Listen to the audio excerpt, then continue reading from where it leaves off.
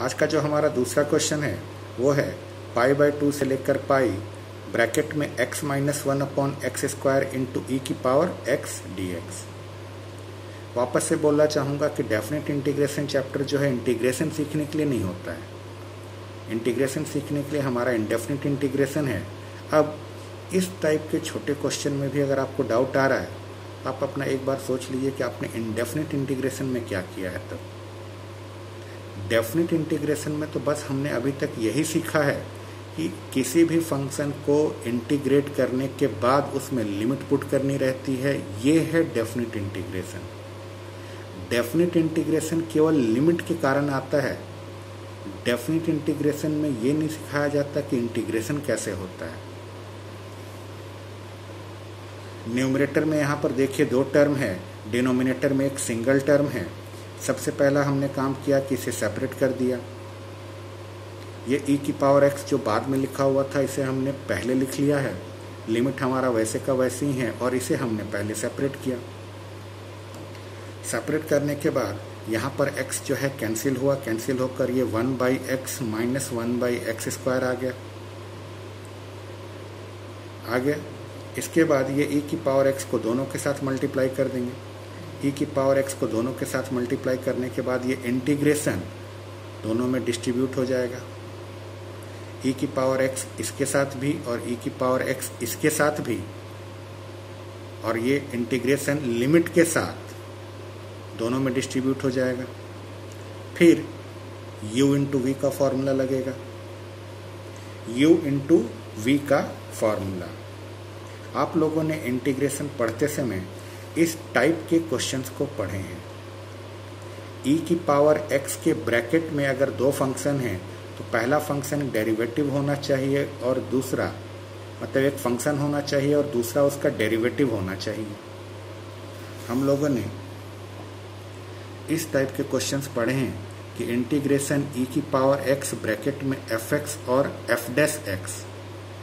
अगर इस टाइप का जब भी कोई क्वेश्चन रहता है तो इस टाइप के क्वेश्चन को हम सॉल्व करते समय हमेशा इस बात का ध्यान रखते हैं कि हमारा फाइनल आंसर जो आता है वो e की पावर x fx आता है। और इसको सॉल्व करने का जो मेथड था वो हमेशा से एक ही मेथड रहा है। क्या किया जाता है, e की पावर x को दोनों के साथ मल्टीप्लाई करके e की पावर x को फंक्शन के साथ जो मल्टीप्लिकेशन आता है उसमें u इंटू वी का फॉर्मूला लगाकर उसी को एक्सपेंड करते हैं। ये वाला अपने आप कैंसिल हो जाता है। सेम यहाँ पर भी वही चीज़ था। अगर आपने इसको सेपरेट किया रहता तो यहाँ पर आपको 1/x और 1/x² नज़र आता।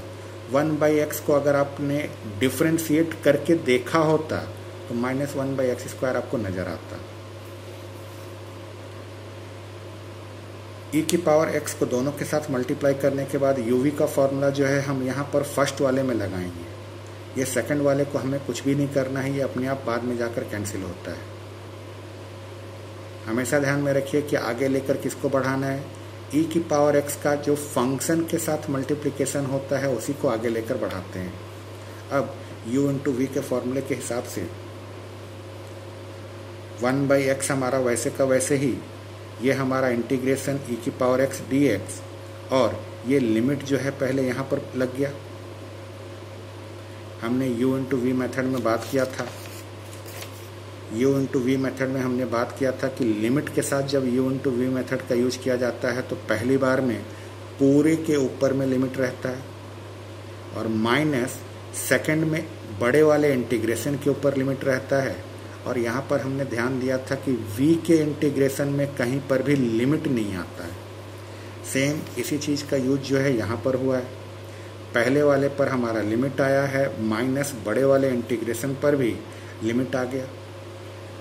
हमारा u कौन था, u था हमारा 1/x, v कौन था, v था हमारा e की power x, differentiation 1/x integration e की पावर x dx। और ये वाला जो पूरा का पूरा टर्म है ये यहाँ पर वैसे का वैसे ही है। e की पावर x 1/x², ये हमारा वैसे का वैसे ही है। अब आइए ये वाले में जब e की पावर x को आप इंटीग्रेट करेंगे तो e की पावर x ही आएगा। पूरे पर यहाँ पर लिमिट लगा हुआ है, माइनस, ये माइनस हमारा वैसे का वैसे ही। ये जो इंटीग्रेशन है ये अभी भी वैसे का वैसे ही है। 1/x का डिफ्रेंसिएशन, 1/x का डिफ्रेंसिएशन -1/x² और e की पावर x का इंटीग्रेशन e की पावर x, और ये जो dx है ये हमारा यहाँ है, और ये पूरा का पूरा टर्म अभी भी वैसे का वैसे ही चला जा रहा है, इसके साथ हमने कुछ भी नहीं किया है। अब ये माइनस जो है वो इस माइनस के साथ मिलकर ये दोनों प्लस बन जाएंगे। सेम यही चीज़ अब अगले स्टेप में हमारा यहाँ पर कॉपी हो रहा है। i is equal to 1/x e की पावर x, यहाँ पर ये लिमिट लगा हुआ है, और ये प्लस कैसे हुआ अभी अभी आपने समझा, बीच का माइनस जो है बाहर आया था। लिमिट हमारा इस पर है e की power x 1/x² dx, minus ये जो हिस्सा था वो तो वैसे का वैसे अभी भी आ रहा है, ऊपर से तो चलता ही आ रहा है।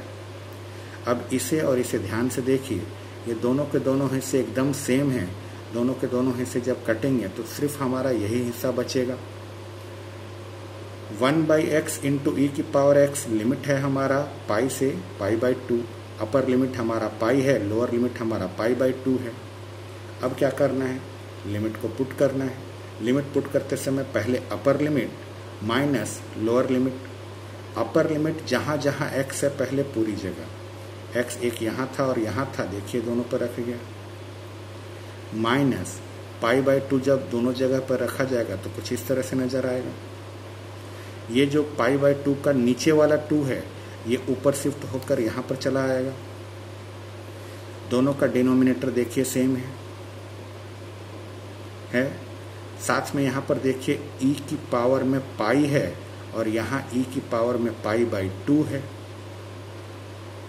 हमने यहाँ से क्या किया, e की पावर π/2 अपॉन का पाई दोनों में से कॉमन ले लिया। क्या किया गया, e की पावर π/2 अपॉन पाई दोनों में से कॉमन ले लिया गया। ब्रैकेट में क्या बच रहा है, e की पावर π/2 माइनस का 2। ये कैसे हो गया, आपको बार बार बोला जाता है कि जब भी कुछ कॉमन लीजिए उसको वापस एक बार मल्टीप्लाई करके देखिए कि वापस ऊपर वाला लाइन आता है या नहीं आता है। आप इसे मल्टीप्लाई करके देख लीजिए, वापस हमारा यही लाइन आ जाएगा। यही हमारा फाइनल आंसर है। हमेशा इस बात का ध्यान रखिए कि जब भी आपको इंटीग्रेशन में इस टाइप का फॉर्म मिले, e की पावर x होना चाहिए, ब्रैकेट में दो फंक्शन होने चाहिए, एक फंक्शन का दूसरा डेरिवेटिव होना चाहिए, यानी एक फंक्शन को डिफ्रेंशिएट करने पर दूसरा फंक्शन अगर मिल जाए तो इस टाइप के फंक्शन को सॉल्व करने के बाद हमेशा आपका आंसर e की पावर x इंटू fx आता है।